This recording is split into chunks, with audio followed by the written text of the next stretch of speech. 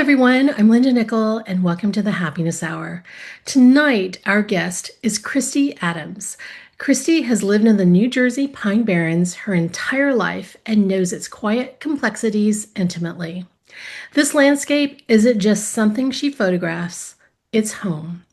She'll be sharing how she approaches photographing this unique environment, one that doesn't offer sweeping vistas or dramatic overlooks, but instead rewards photographers who slow down and look closer. The Pine Barrens presents real visual challenges, from busy scenes to subtle details, and Kristy will talk about how she selects scenes, avoids visual overcrowding, and isolates specific elements within a complex environment. Her work is a great reminder that strong images don't always come from dramatic locations, but from paying attention to the quieter moments right in front of us. You can see more of her work at her website, KristiaAdams.com. And if you're on Instagram, you'll find her at Kristia Adams Photography, and I'll link both of those in the show notes.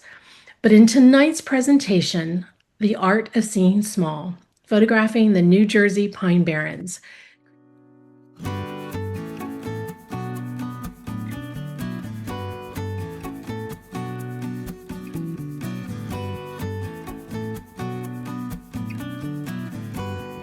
Kristy will introduce us to her backyard playground, the New Jersey Pine Barrens, and she'll talk about this unique area that presents challenges, and she's going to offer us tips on how you can hone in on smaller details to improve your landscape photography.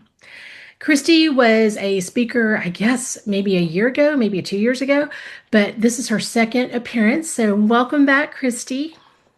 Thank you. When were you here? I can't remember. It was probably a year ago for Iceland, my Iceland one. That's right. That's right.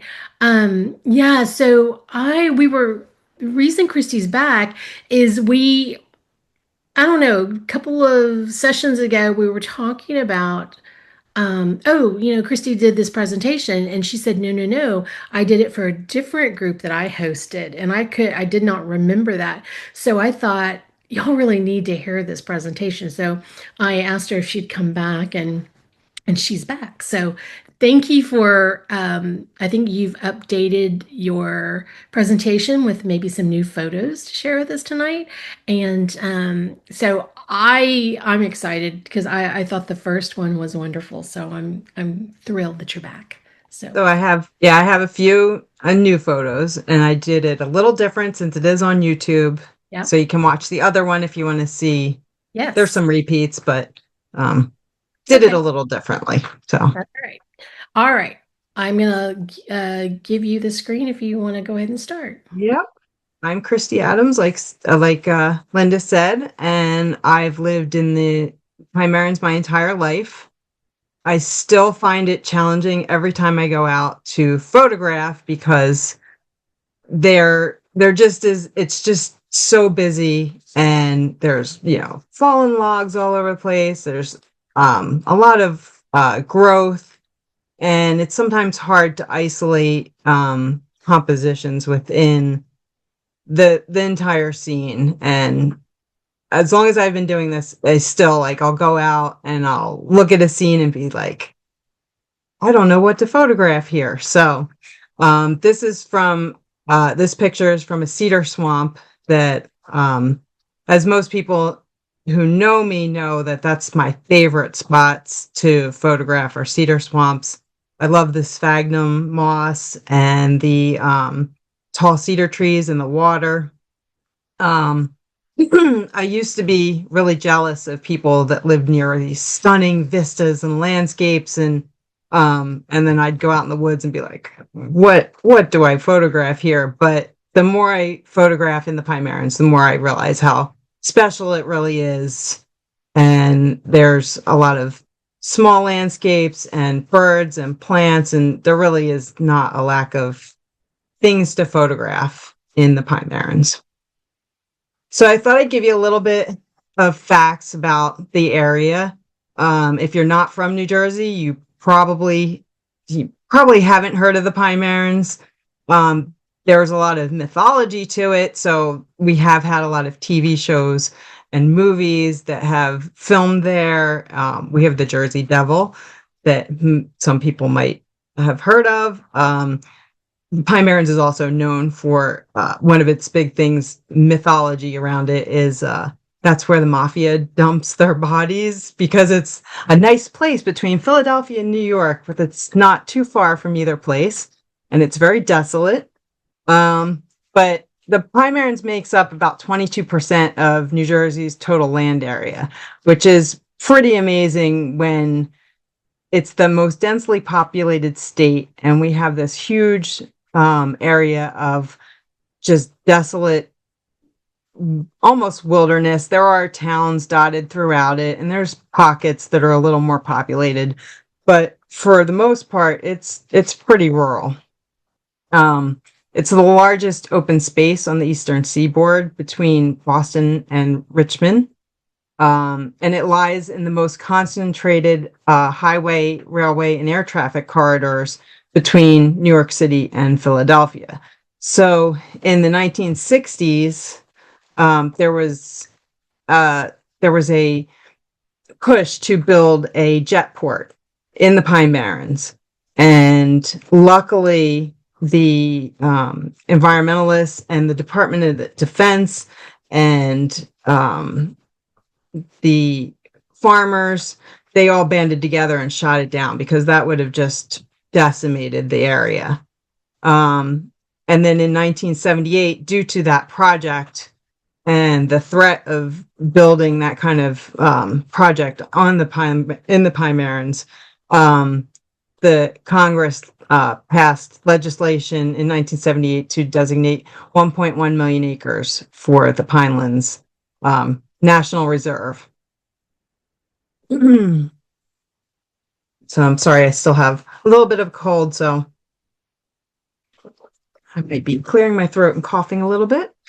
So they were named the Pine Barrens because the early settlers came and they weren't able to grow anything there. So they're like, this is horrible land. It's barren. We can't grow our crops. And then the people who lived there knew that you could grow certain things like blueberries and cranberries. And it's not really as barren as people think. You can't grow a lot of crops, but you can grow some. And this is due to the nutrient poor soil. There are no natural lakes in the Pine Barrens, but wetlands makes up 35% of the reserve, which makes it great for animals, plants. We do have lakes, but they were made by farming towns, industrial towns during the 17 and 1800s, and we still have some of those town ruins, which I have photographed in the past. I didn't include any of those pictures today, but we do have those. So this is a unique habitat, and it's home to more than 850 species of plants and 500 species of animals. The Pine Barrens are located along the Atlantic Flyway, which is a critical area for migrating birds, and about 300 species of birds can be found during various parts of the year. With plants, we also have 30 species of wild orchids, and that picture on the top is one of our yellow fringed orchids. And then the one below it is we also have quite a few carnivorous plants, and that's one of the sundews. So ways to explore the Pine Barrens: we have 4 state forests with camping facilities. We are on we have a Southern Heritage Trail Scenic Byway, which is a driving route that's marked by little signage as you go along the route. We also have 2 national scenic and recreational rivers. We have numerous state and wildlife management areas with hiking trails and miles of scenic waterways for canoeing and kayaking. So now on to the pictures. My gear that I use is, right now, it's well, I used to use Canon, but I did switch to Olympus. So I used the OM1. Some of these are also probably the EM1 Mark II. The lenses I use most of the time, my 14 to 150 millimeter lens, it stays on my camera all the time, and that's what I hike with. If I'm doing macro, I use the 60 or the 90 millimeter. And then most of my shots are handheld because I'm out hiking and I don't like to carry my tripod with me all the time unless I'm out when it's early morning or in the evening. We have a lot of different landscape in the Pine Barrens. There's pine forests, there's beaches, there's cedar swamps, we have rivers. And this shot is one of the few places in the Barrens that you can actually get above the tree line and see a kind of sweeping landscape. And this is the pygmy pine forest, and these trees don't grow much more than 6 feet tall. And that is due to the frequent fires that they've been subjected to over the years, and poor soil and wind pressures that have caused the dwarfed growth. So when I go out in the woods, and this is the question I always ask, like, what should I shoot? Because I come across this scene and I kind of like it, but it's still kind of busy, and I just not feeling it. Then I walk a little further and I kind of see this, and it's still not great. So when I shoot, I just try and move around and keep walking until I find something I like. And a little further down the trail was this scene, and it opened up a lot. And I really like the greens of the sphagnum moss growing on the logs. This was in the springtime in the morning, and it was a little bit misty. Excuse me. And so I look for areas where it's a little bit open and the growth isn't quite as dense. And then this scene was another one that I kind of liked it. I was out one foggy morning, but that big chunk of mud in the middle is ugly, and there's little branches that are sticking up all over the place. So just moved around, and I did like this. Let's see, pointer. I did like this tree. Kind of drew me in.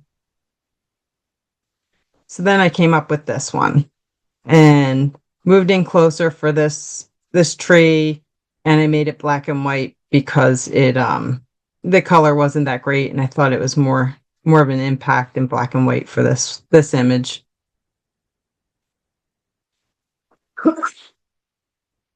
So then when this was another one that I really like it when these are low bush blueberries on the bottom here, and they turn bright red in the fall.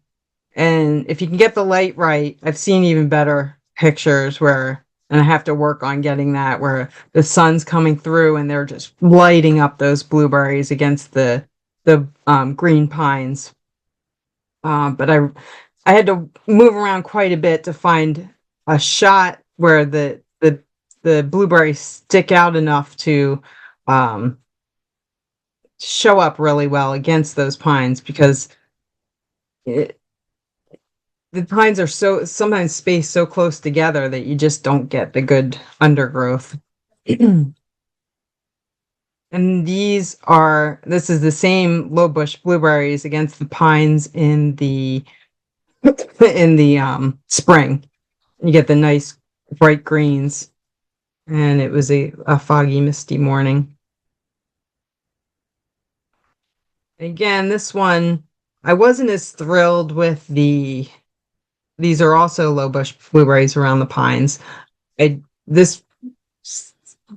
understory was a little not so great for me, but I really did like the way the sun was lighting up the background This was sunrise on my way to work one morning, and I just stopped and took a shot.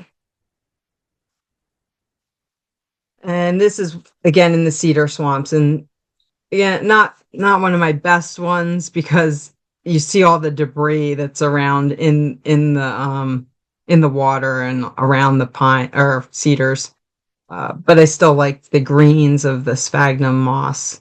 It's interesting to walk around in these bogs. It's a little wet, definitely need boots, but the moss is just so thick. Another uh morning shot, misty morning. I like to try and layer some of the images, so I really like the way the brown foreground popped out with the green kind of lush trees in the background, and then even behind those you have the mist with the pines in the further background. And here's another kind of layering shot I did. Val and I were out with another friend for a workshop, and the other friend pointed out this layering. I was like, oh, that's really nice. So these plants in the foreground are cranberries, and this shot was from it's a preserve that used to be a working cranberry farm, but has now been made a preserve and allowed to go back to nature. So there's still a lot of cranberries all over, and you have the humpy cranberries in the foreground and the skeleton trees in the background with the mist. And another one with kind of layering with the reflections, the soft reflections in the water, and then that middle line with the tree, and then the background with the kind of dead trees in the mist. This is also at that same preserve. So this was one of the first shots I took when I started getting back into photography and really doing digital shots. So my highlights are blown out in the sky, so I wish I could do that one again, but this is at my work. So I work at a blueberry cranberry research center. So I had gone in one morning and just saw the clouds, and this is the cranberry bog reservoir. And this is the wooden part is the cranberry. It's a gate system. So when you want to flood the bogs for harvest or for overwintering underwater, you can put boards in that gate or remove boards from the gate, and that'll release the water into the bogs. And I thought the reflections were just spectacular that morning. More layering with the plants in front of it's an old mill at one of our state parks, and this was just like a beautiful fall morning with the red maples, and I think they might be sugar maples in the background. So one thing that really, really draws me in when I'm out walking is paths. And I probably included way too many path shots in this presentation, but we'll go through them because I don't know, all the trails just look so different. And every trail just has a different look to it. And this one here, I just discovered this year. So I've been doing, and I linked it at the end, or I did a little, I gave the link at the end of my presentation. I started going on all trails and just looking for trails that I haven't done. And I actually started a little YouTube channel, and me and my dog go out walking. And sometimes I take pictures when I'm out there, but it's a little hard to do with my dog. So because a lot of people on our Facebook Pine Barrens page sometimes are, I'll take pictures. They'll be like, "Well, where was that?" So this kind of helps people out in the area to learn where some of the trails are. So this was near Harrisville Lake, and I thought this was a really, really cool little trail. This one though, this trail's always this is just my favorite. So this is the 1808 trail in Wharton State Forest, and it goes through some amazing cedar swamps. It's called the 1808 trail because it was used around that time to bring lumber. They used to harvest Atlantic white cedar, and they would haul it along the road from Batstow to Crowleytown. And this trail has now the trail South Jersey Outdoor Club made a trail following kind of that road, and so they named it the 1808. And I think it's just one of the most beautiful trails in our area. This is right near my work. I had gone to work that morning, and I have photographed this little creek in every season. And this one was it was just after sunrise, and it was just covered in snow, and it was just beautiful. This one is from Bass River State Forest, and these pines look a little different than the other pines that I've photographed because this is part of a pine plantation that was planted by the Civilian Conservation Corps in the 1930s. Which the Civilian Conservation Corps, if you don't know about it, was started in the 1930s as a way to give jobs to people during the Depression. We have several pretty big pine plantations that were planted during this time, and now most of them are state forests. They're not usually harvested. We did have some harvesting done of one because the trees had gotten so tall it was blocking fire towers. So they did harvest some, but they make really beautiful hiking trails. This is also near my work. So this is going out into one of the Cranberry Bog reservoirs. Again, it was sunrise, and just love the way that leads you right into the bog. Back to the 1808 trail. Again, very tall cedars, and the trail leading you into the woods. And that same trail, another amazing part of it is we have a lot of mountain laurel, and in June, early June, late May, it blooms and it creates these like flower tunnels through parts of the trail. And that's another shot from that same trail. And then you can make the trails a little spooky looking. So this is the Batstow Nature Trail, and this was in the evening. Or a misty morning at Batstow. And then this is one of the rivers, and I've kayaked here. It's beautiful, and one of the best spots to get a little bit of fall color, because in the pines we don't have a whole lot of fall color. With the pines don't change, so I'm always trying to search out some places where I can get a little bit. This is one of the newer trails I just found. This bridge, believe it or not, used to, when I was walking, had an actual sign that said, had a tonnage weight limit. And as I was walking, I don't think you could drive a car on this at all. It was in really rough shape.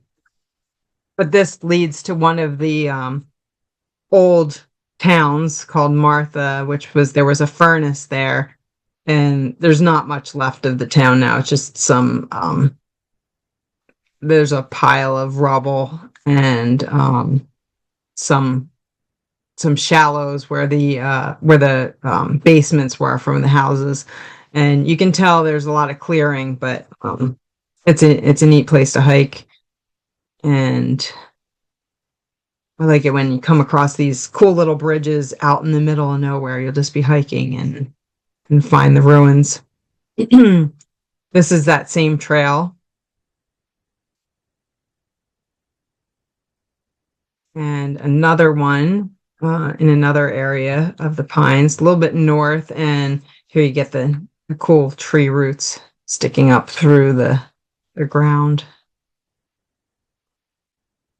And this is another new one I found. And in the springtime, this trail was a little rough because the boardwalk was not in great shape, and there were spots where it was totally broken, and I was glad I had boots because it was very wet. But it is one of the best places in the spring for warblers in our area. We get a ton of warblers there, and I've met some people out there, and they're like, yeah, we just bring out our chair and sit, and the birds almost come to us.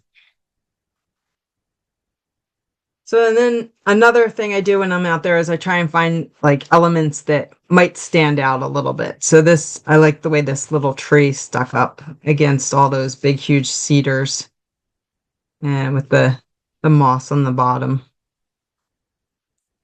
And actually found some color. So the red maple along the banks of, I think that is the Oswego River and Harrisville Lake. And this cool little cabin, which is the nature center at our state park. A nice reflection in the evening. This was like, I came upon this scene, and the water was so still, and the reflections were just so spectacular. And I wanted that house. I want to sit out on that deck. And then I had to go back in the fall and get some fall colors. In the winter, I've been there in the winter, doesn't look as nice, but this is a little cranberry shed, and these are cranberry plant, a cranberry bog right in front of it. I don't know if people know, but cranberries don't grow underwater. They grow above water the whole time. The only time they are flooded is when you harvest, and then they do flood for winter protection. So if you flood them, they're deep enough under the water that their buds don't freeze. And then we'll start with some animals.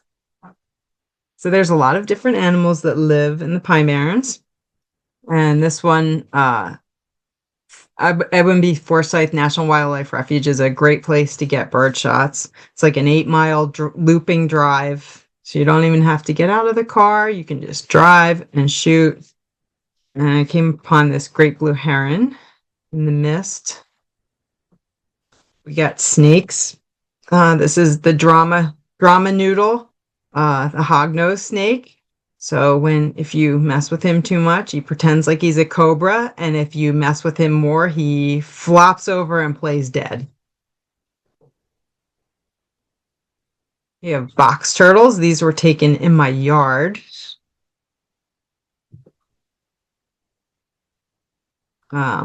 Gray tree frog. We have a lot of tree frogs. And this is the only one I've been able to find to photograph. I have to work a little harder at that, but this one was right outside our door practically, and if I hadn't seen him move, I would have never seen him. These guys were in my pasture. Every year we have horses, and every year right behind our pasture we have foxes. And I think this year we had like a total of maybe 2 or 3 families and like 9 babies, and they were out there all the time. This is the American red squirrel. We have the gray squirrels, which are like everywhere, but this one is a little more rare. It's being pushed out by the gray squirrels. So he's a little harder to find, but there's a good population right near where I work. We have the eastern kingbird. I really like this one because with the flowers and the softness in the background, really kind of a neat environmental shot. We got the prairie warbler. These guys nest in the pine barrens. And eastern phoebe, we get these guys live in our barn. Instead of barn swallows, we have phoebes that like to build nests in our barn. So we have babies of them every year. Eastern towies. These are, I think they call them the robins of the pines. This is a female. The males are a little bit, they're black instead of brown with the red breast. Got the pine warbler. I think these guys nest in our area too. White-eyed vireo. This one I really like because of the orange and the blue. And that orange is really the real color. I saw this in an area that had been control burned where the control burn went a little high and all the pines were a bit orange towards the top. And I just really thought this was really cool with the colors. We get juncos. That's probably one of our main winter birds. Red-bellied woodpecker. Our fat little Carolina wrens. We get a lot of those. And tufted titmouse are also very, very common. And then at Forsyth, we get a lot of snow geese. This guy, I saw him while I was hiking out at one of the parks, and I must have took a ton of shots of him far away, close up, and I really liked the way the lily pads and the water lilies showed up against him as a background. It's a double-crested cormorant. We get harlequin ducks right now. If you go to the northern end of Barnegat Light, you can see harlequin ducks. And this shot kind of made me laugh because it looks like he's talking to the other two. American oyster catchers. This was also at Barnegat Light. So we get a lot. Barnegat Light is a great place for birding in both the winter and the summer. And you can see the oyster catcher's nest here, and they do have babies sometimes that you can find on the beach. We have sanderlings. And then we're going to get into some of the bugs. Actually, I have one more bird after this, but this was a shot that Valerie showed me, and then she went away to shoot something else, and I shot it. And when she came back, the lighting had changed, and she didn't get the spider web. So thanks, Val, for showing me it. And I thought this came out pretty cool. Osprey. That slides a little out of order. So we get into some of the insects. This is a weevil on the orange milkwort. So orange milkwort is a common wildflower we have in pine barrens. Got bee with pollen. A lot of dragonflies. Any of the ponds near us, you could sit there all day and just shoot dragonflies. We have a lot of monarchs. New Jersey is a key funnel point for eastern monarch migration in September and October. They come through the Pine Barrens, heading towards Cape May, and then they'll cross the Delaware Bay before finally heading to Mexico. And we have wildflowers. Most of the times you don't get great fields of wildflowers. They're kind of sporadic. This one is Meadow Beauty. So this was taken in a cranberry bog. Not great for the farmer, but very pretty. We have blue toadflax. This is an itty bitty tiny flower. And here's a couple of our orchids. Grass pink orchid, that's one of our more common ones, and also rose begonia. There's a lot of very rare orchids out there, but they're very hard to find, and people don't, kind of like the snowy owl, people don't want to share locations because there are people who go and try and dig them up, and they do not grow anywhere else. Don't dig them up.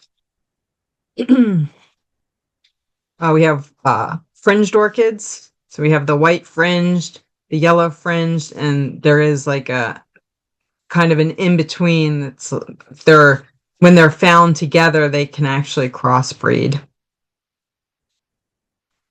Pickerel weed. So this is a water plant. I saw this when we were kayaking. And this is horned bladderwort, one of our carnivorous plants. The bladders that sit in the water actually catch insects. And threadleaf sundew. If you look, there's a little tiny bug up there stuck in the stickiness.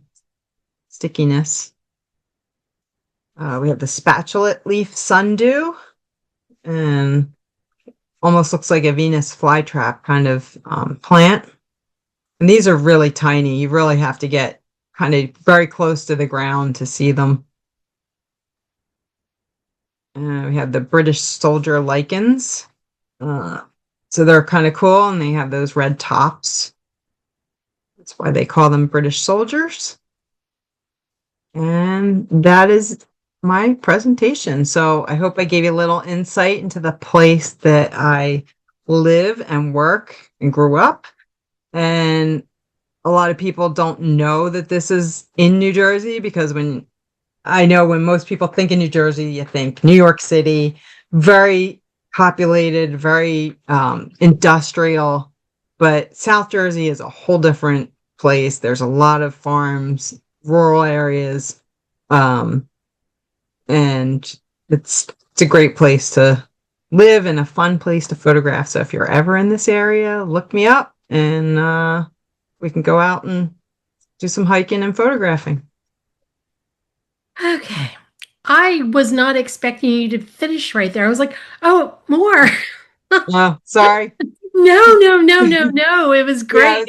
I mean, I think that's the sign of a really good presentation. Like, she's done. I want to see I what wasn't sure how many. Like, no, I looked at my Iceland thing, and I was like 135 pictures, and I felt like I was going through that so fast, so I cut it down. And no.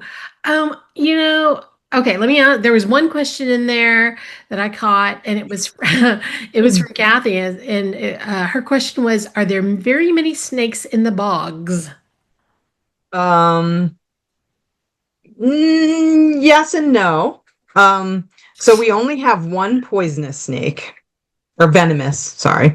One venomous snake. We have a diamondback rattlesnake. Oh, I think it's the diamondback or timber rattlers. I forget which one it is. We have one.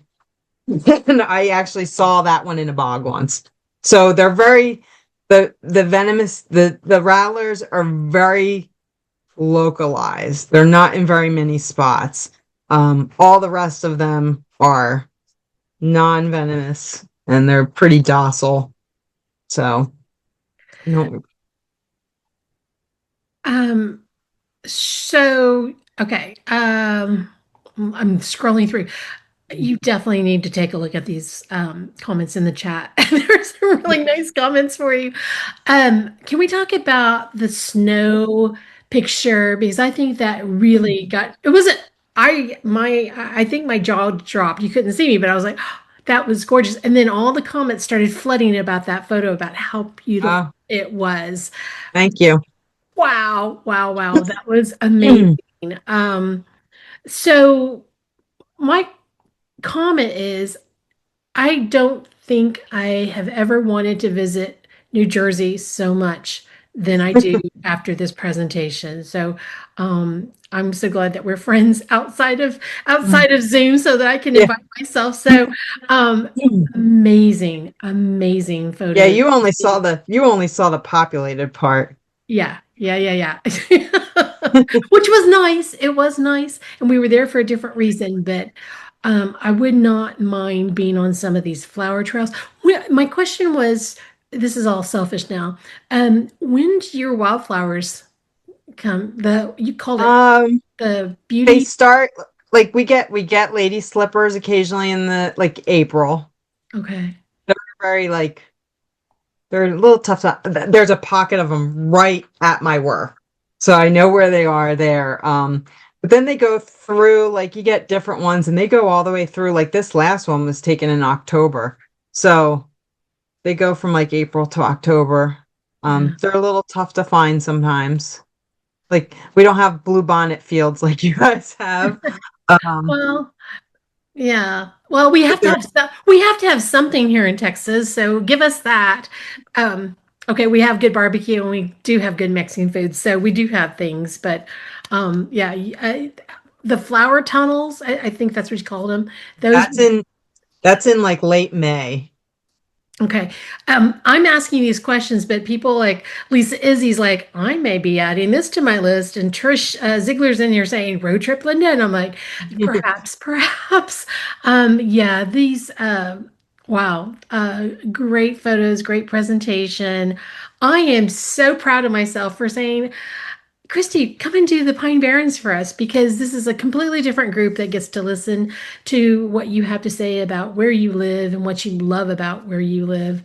And the bonus is we got some wonderful images to put together that whole picture of this area of the United States that I had never heard of until you had done your presentation. So I noticed, and if we scroll really far up, and I'm not going to be able to find it, but if you're in here, actually, I want to find it because there was a comment in here from Susan Hanson, and maybe you even know it, Kristy, that she says that if you're really interested in this topic, I'm not going to be able to find this, am I?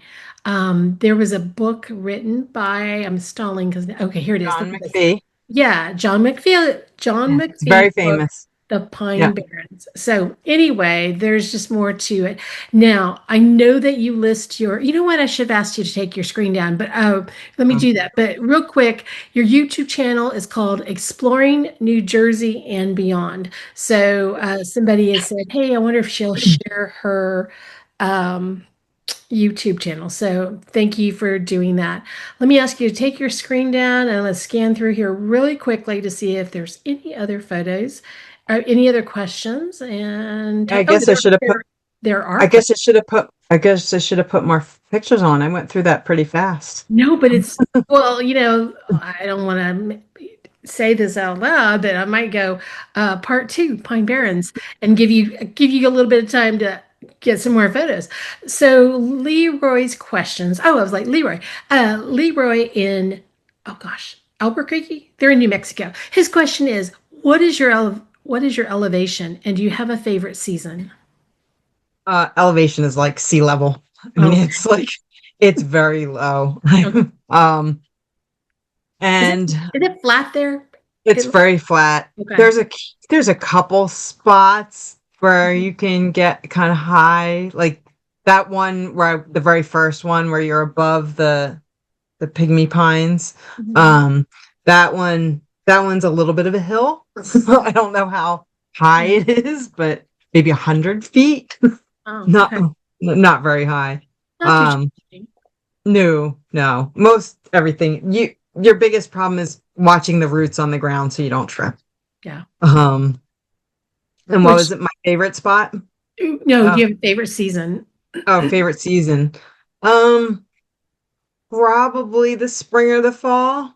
I think the spring, but not the summer. Ticks, ticks, and ticks. We have, yeah, you have to really like put repellent on Okay. and the flies are bad. Like we get deer flies and the insects are All yeah, right. killer. So when Okay. it's cool. Okay. So you've talked us out of summer. That's good. Yes, All right. definitely no summer. All right. Well, that's very helpful information. All right, Kristy, thank you so much for doing this. I'm glad to add this to the Happiness Hour project, and I'm going to give you this recording. And if you want to put it on your YouTube channel, you're welcome to do that. So I think it's a great visual intro to that area, and good job. Um, Thanks. All right. Next week, Todd Nettlehorst will be here to share his presentation, The AI Co-Pilot for Photographers. Better planning, better practice, better photos. All right, y'all have a nice night, and we'll see you next week.